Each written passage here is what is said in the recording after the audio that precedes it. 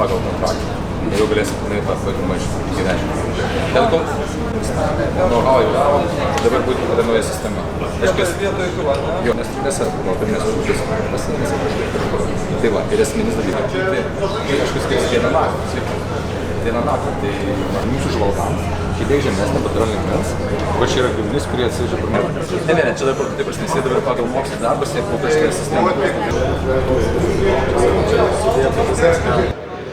Lietuviškas produktas, tai yra koncepcija yra skrendančios granatos.